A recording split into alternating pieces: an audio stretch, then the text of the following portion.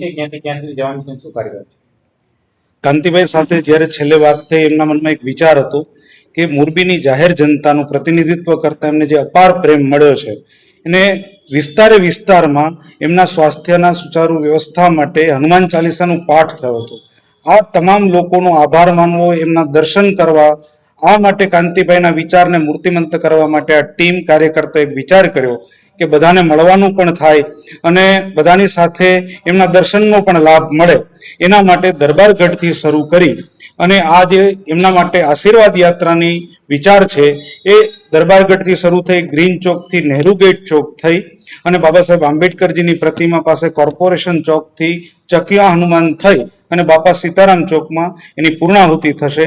એ દરમિયાન મોરબીની જાહેર જનતા, કાર્યકર્તાઓ, સમર્થકો, શુભેચ્છકો બધા કાર્યકર્તાઓનો કાંતિભાઈને એમના દર્શનનો લાભ મળે. કાંતિભાઈ માટે એ કાર્યકર્તાને આ નગરજનો દેવતુલ્ય છે. તો આ દેવ દર્શન માટે કાંતિભાઈ આ દિવસે 27 તારીખના રોજ સાંજે 7 વાગ્યાથી લઈ અને બાપા સીતારામ ચોકમાં રાત્રે 8:30 સુધીમાં પહોંચવાના છે અને એ દરમિયાન સર્વે કોઈ લોકો એમને દર્શન માટે વધારે એવી અભ્યર્થના. ત્યાં એક વિશાળ સભા રાખવાની છે.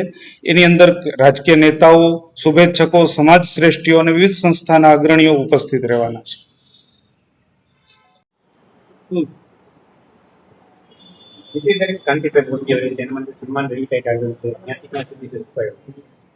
નમસ્કાર, હું ઋષિક કૈલા, મોરબી શહેર ભારતીય જનતા પાર્ટી અધ્યક્ષ.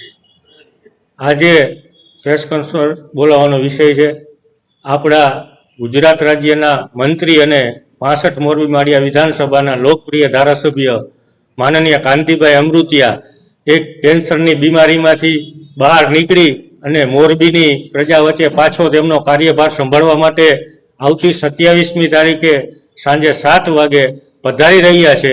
તો દરબારગઢમાં ચોકથી એમની એક આશીર્વાદ રેલીના સ્વરૂપમાં એક રેલી નીકળી અને બાપા સીતારામ ચોકમાં સાંજે 8:30 વાગે એક વિશાળ સભાનું આયોજન કરવામાં આવેલું છે. એના માટે આજે પ્રેસ કોન્ફરન્સ બોલાવવામાં આવેલી છે.